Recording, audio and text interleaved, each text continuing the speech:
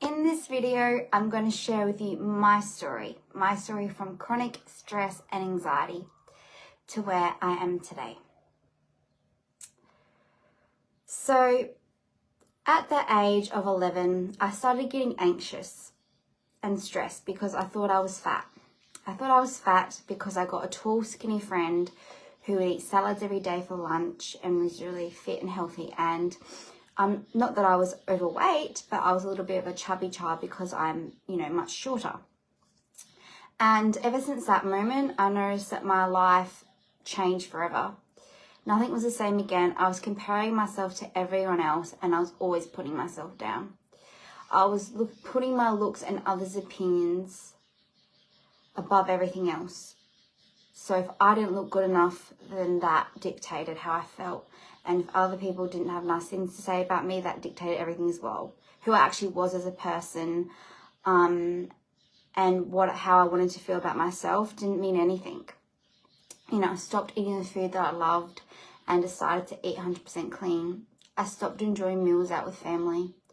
I no longer had takeaway on a Friday night for tea with my family anymore. I would get chocolate out of the fridge, pretend to eat it, and throw it in the bin, as that was my way of hiding what was happening from my mum and my sister.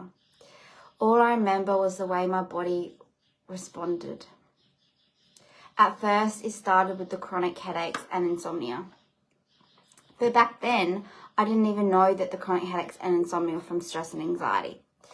And ever since then, my health just started to rapidly decline. I became constipated, bloated, had digestive issues. My breathing became shallower and rapid. I also started having panic attacks. At the time, I had no idea that this was all correlated with stress and anxiety. A few months after the panic attack started, I just kept getting worse and worse.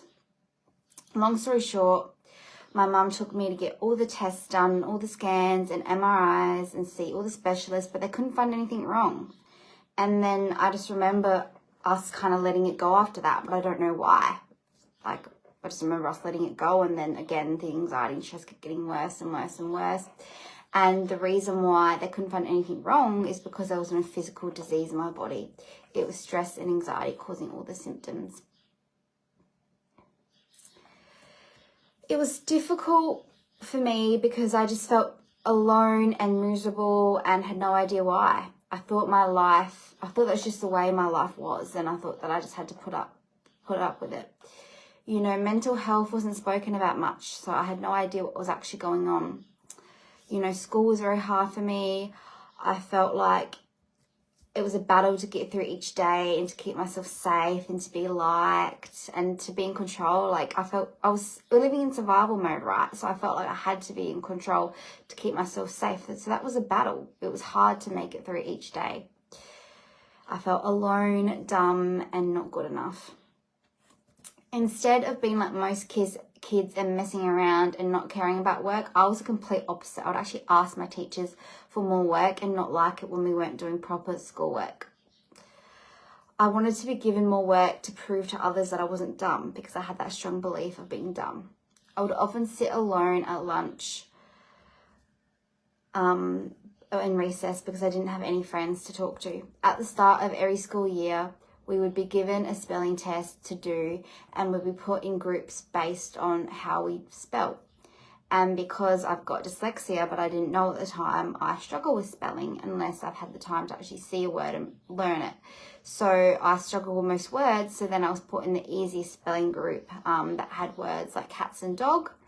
And of course that made me feel shit, and it made that belief of being dumb so much stronger. So that's one of the way I pestered the teacher for me to learn more and get better. I ended up in the high spelling group because I pestered the teacher to help me move up in the spelling group.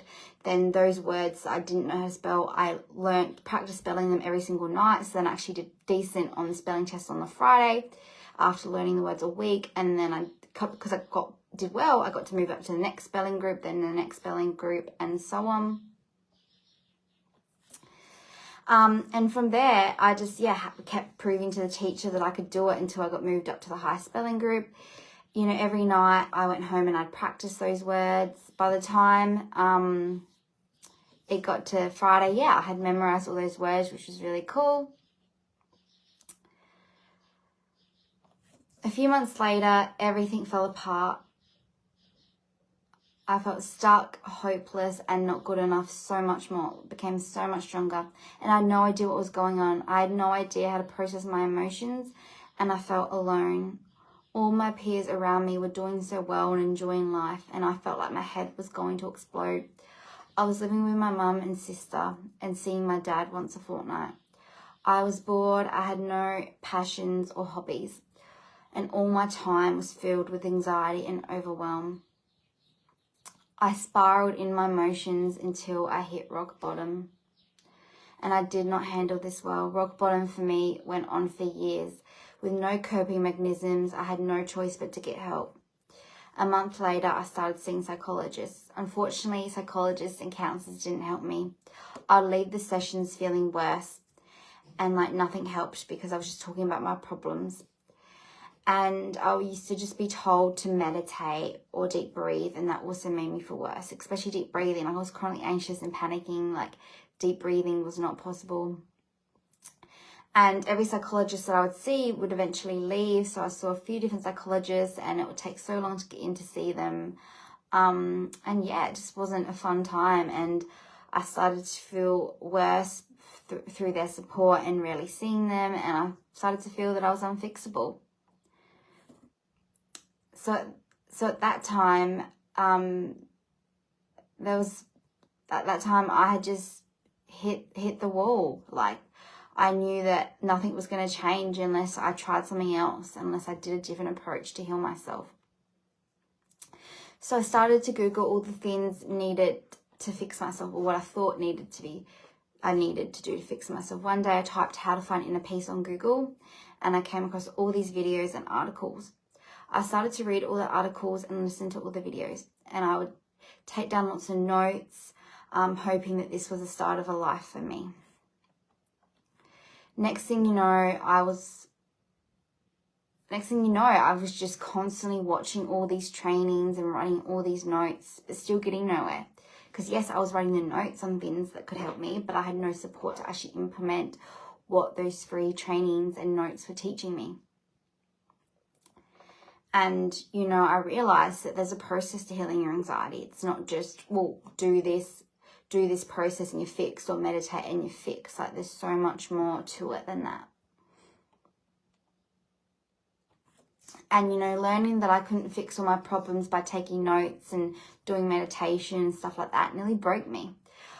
I felt like there's a little bit of hope for a moment there, but it all got smashed into pieces. From there, I decided to give up. Like I couldn't be bothered anymore. Like it was too hard. Then one day my sister introduced me to a life coach. At first I thought, yeah, right, like how's that going to help? I've never heard about that before. Nothing else has helped. But I was at rock bottom. Nothing else was working. So I was like, what the hell? I'll just give it a go. So I ended up giving it a go and going all in, and it transformed my life.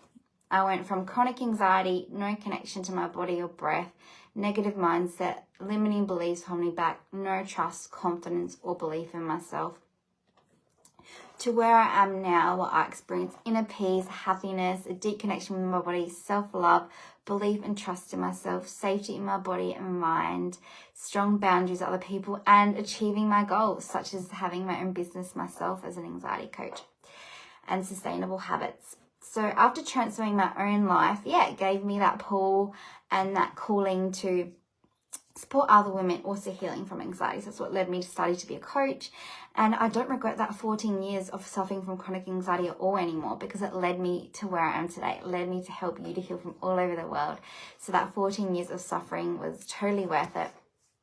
And at the beginning of 2022, I decided to go all in, and that's when I started my own coaching business as an anxiety coach and NLP practitioner. I started to work, I studied NLP, I did some trauma study as well. I also hired a business coach, and along the way I've done other trainings as well, other short trainings, and also learnt through personal experience and through helping clients. But yeah, 2022 is when it started, and from there I'm just always growing and learning and expanding, and my business is getting bigger day by day. And I'm just so grateful that I went through this 14 years of chronic anxiety, so I can help you to know that you're not alone and that healing is possible. Thank you so much for joining, and if you want to learn more, or if you found this inspirational, send me a message or comment below.